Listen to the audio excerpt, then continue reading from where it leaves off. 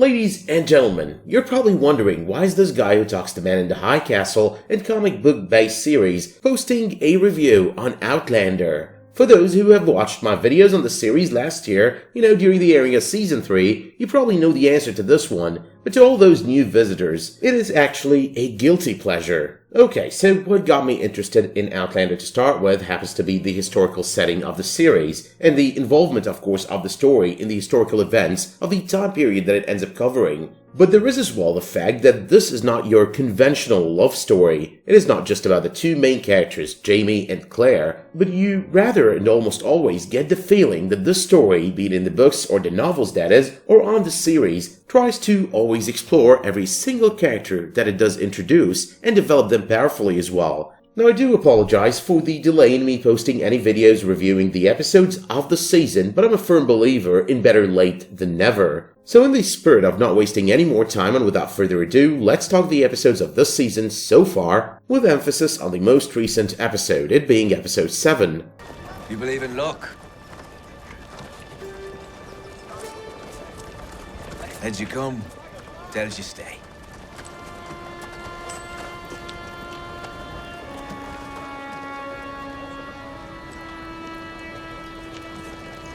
What's your name?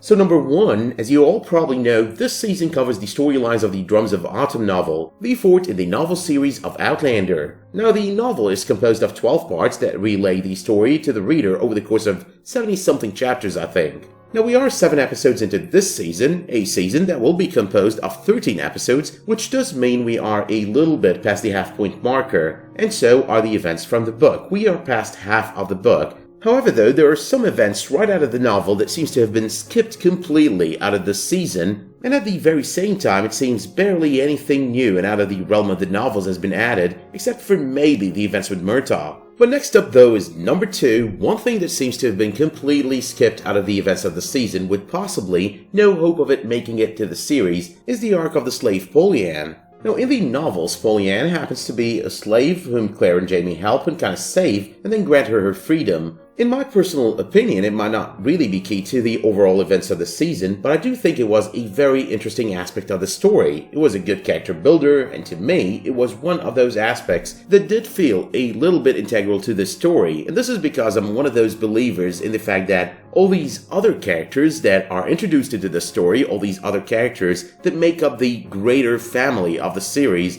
are what really makes this series the best in its genre. But there is as well the quick appearance by Joe Abernathy in this novel, with him being the one to actually inform Roger that Brianna has flown to Scotland and then went through the stones in order to reunite with her parents. So yes, so far some bits here and there, but all in all it's not like they cut the biggest chunks out of this story. Number 3, the events so far have not really been happening in their book order, but the series, the writing for it, and its events do happen to seem like they are all over the place. For example, in the books we get to meet both Roger and Brianna way earlier than we did on the series. If I do remember correctly as well, the bit about Fiona telling Roger about her knowledge of Claire and all her time-traveling escapades, that conversation does happen later on in the novels than it does on the series. But at this point though, and seeing that we're past episode 7 with all the events that we've seen so far, it does seem the series has captured the majority of the essence of the first 8 parts of the book, and nothing that is really key to what is to come on the rest of this season is actually missing over here. But next up is number 4, and let's start talking episode 7, Brianna arriving in Scotland. For those who read the novels, you probably saw this one coming. For those who didn't, and until last week's episode, you probably guessed this was bound to happen at some point. From the moment that Brianna made her first appearance on the season, you could probably tell that it's all leading up to her making it to Scotland.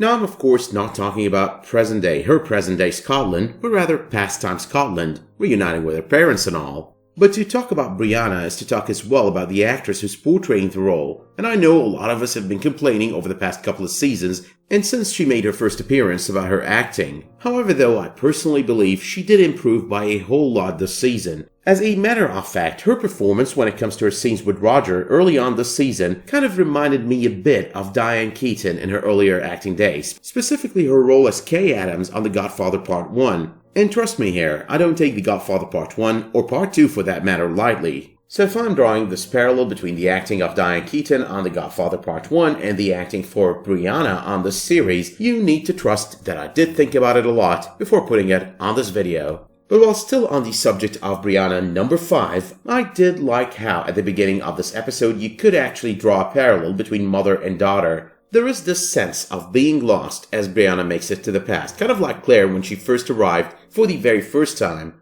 But there is as well the fact that their first landings in this past time do feel completely different. The first was completely lost, did not mean to get there, did not understand what the hell was going on, and wanted to go back. While the other, on the other hand, got there on purpose, knew what she was doing, and more importantly, wanted to be there. On this front actually, the wanting to be there, the aiming for this, you could draw more of a parallel between her and Geillis, rather than between her and Claire. But next up though is number 6.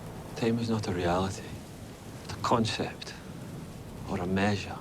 Now that statement said by Roger to Fiona as they arrived at the Stones, that was such a cliche, but I just freaking loved it. It was not all sciencey and all of that, but rule number 1 of time travel TV series and movies, you do not have time travel unless you are willing to science it up or philosophize it a little bit here and there. And that is exactly what happened 3.5 seasons in, 3.5 seasons too late. But number 7, still on the scene, with Roger arriving at the Stones with Fiona, was quite the parallel to its equivalent in the Drums of Autumn novel. Now I don't remember exactly, but that gemstone that he did use over there had a parallel in the books. Something about a locket and a diamond. One belonged to his mother, the other one belonged to Fiona. He tried to use one of them to go through the first time, then he failed, and then he tried a second time with the other one, and that is when he kind of managed to go through.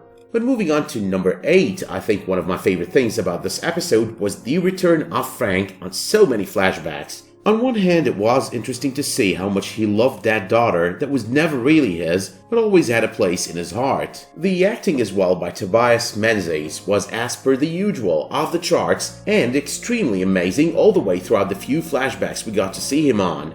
Now the entire sequence as well with Brianna remembering the man who raised her as a father, that was definitely integral to both her character development and reminding us that the character has got more to her name than just looking for a father and mother back in the past.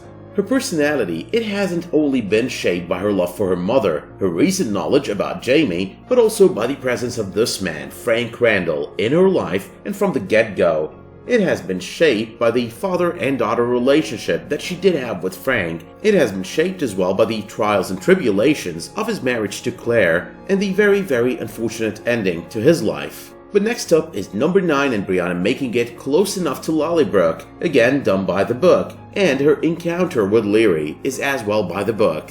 Now Leary over here starts off kinda nice to this stranger that she did find unconscious and nursed back to health. But for one thing, her arguments with Ian Murray kind of brought back memories to Brianna of the arguments that she used to hear her father and mother having. As a reminder here, that particular argument that we do hear on that scene, that one is pre-recorded from season 3, that's the argument they had right after her graduation party. So no, it's not really an all-new scene we're having with Frank, that one is right out of season 3, it's just from the perspective of Brianna. But anyway though, back to Leary, it was pretty obvious from the get-go that conversation she was having with Ian was most definitely all about the alimony she was promised by Jamie upon their divorce on season 3. But number 10, scenes drawing parallels between the spouses of Jamie and Claire, the man and the woman, both of whom loved their spouses, but their love to those spouses was never really reciprocated, past the point that Claire made it through the Stones for the very first time and ended up meeting up with Jamie. But number 11, welcome back Stephen Bonnet. Now, as per the novels, Roger is doing exactly what he did there. He's found passage to America on Bonnet's ship.